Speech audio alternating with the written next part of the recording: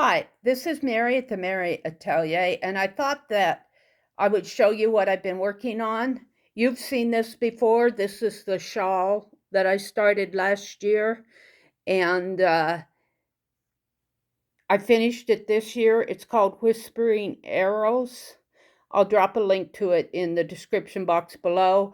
I did mine all in one color. This is yarn that I got at the thrift store. So I just used what I had, and I followed the pattern till the last few rows, and then because I was conserving my yarn, I went off into my own stitch pattern.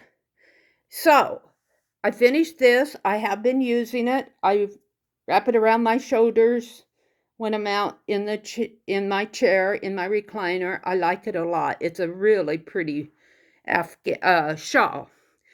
And speaking of Afghans, I have been working on, I think it's called Winter Snow and Chocolate, something like that, from Crochet Crowd.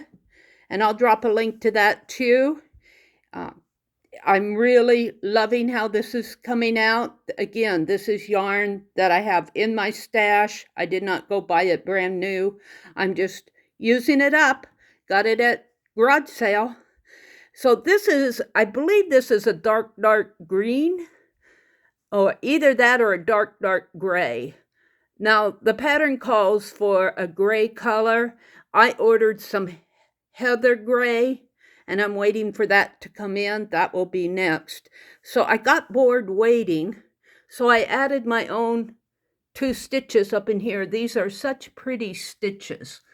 I'm really glad he taught us this stitch. He taught us this stitch down in here, and I enjoy it. It's a little bit, you have to go slow. It's a front post and a back post. I have to go slow because doing that back post it just takes me a little bit more time to get my needle situated. So I'm loving how he does these crisscrosses in here. He converts it from a circle shape to kind of a 6-sided figure to a square eventually. Now this he tells us to block it, and it's right at the point where I probably could start blocking it. I'm going, wow, this is about right now about a 3-foot square. So it's 9 square feet.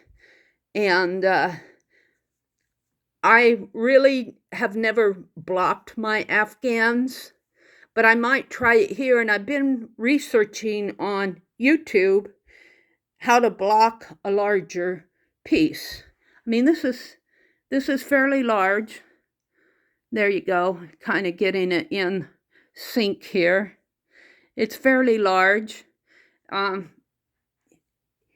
And they recommend using what they call blocking mats. I've never used blocking mats before, but I've been seeing and researching some hacks for blocking mats, and they say to use anything from the window saver car shield to yoga foam mats. But what I have, or what I think I can use in that closet in there, is some carpet padding. And there's quite a bit. And I think I'm just going to use that and see. All you do is, let's take this corner here because it's needs to be blocked up in here. You pin it to your surface, and then you mist it. You dampen it, you mist it. You don't get it totally wet. And then you wait for that to dry, and it's supposed to hold its shape. So I'm pretty excited about this. I really like how it's turning out. I'm waiting patiently. The gray that I ordered is the only yarn that I ordered because I wanted some gray.